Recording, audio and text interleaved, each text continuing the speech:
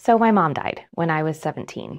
A super heavy reason to be obsessed with vintage community cookbooks. I know, but it's my reason. So let me explain. See, she was an amazing cook.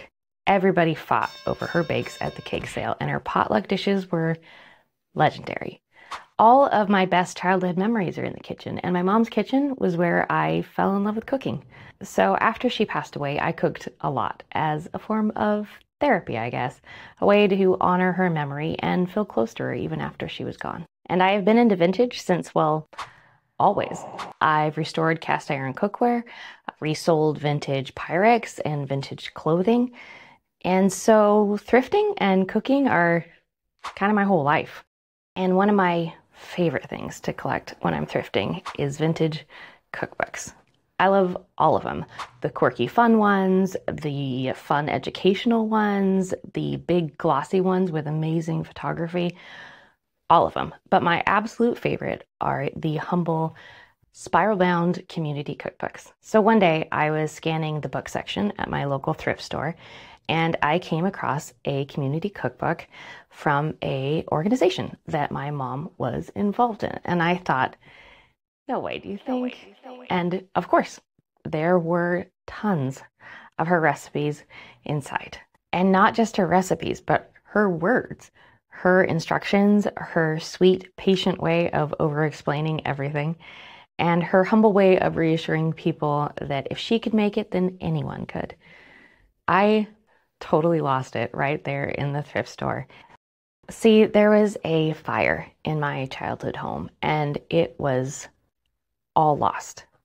All of her Joy of Cooking cookbook that she used religiously, her Le Creuset, her KitchenAid, all of her handwritten recipes, gone.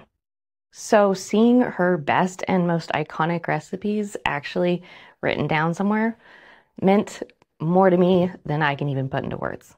And it just clicked for me. Community cookbooks aren't just cookbooks. They're priceless treasures. These are real people sharing more than just recipes. They're sharing their memories, their creativity, and a piece of their kitchen. These people mattered to someone. Their cooking made someone happy. And they may not be the fanciest recipes, but they are real. And these people made these recipes up without the internet, without social media, just with creativity and resourcefulness. That's amazing to me. And that day, seeing my mom's recipes written down just really opened my eyes to how important these humble little paperbacks really are.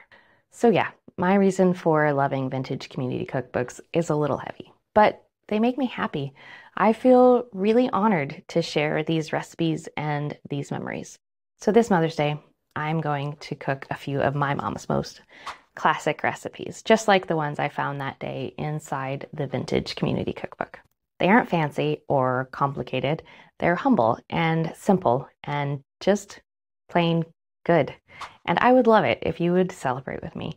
See, Mother's Day has always been just horrible for me. I know it's really fun for a lot of people. It's cute and charming and cheesy and all of that. For me, it was just awful. All those sappy commercials and adorable posts were just the worst for me. I would avoid social media for weeks and leave the room every time there was a commercial break. But I am determined to make it a celebration this year, even if it means eating my feelings a little bit, especially since this is going to be my first Mother's Day after finding out that I'm going to be a mom.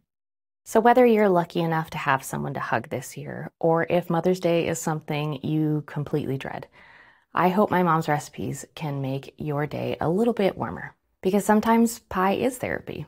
And even if you don't have any positive kitchen memories, maybe you can make some new ones this year. So follow me for some very personal vintage community cookbook recipes this week.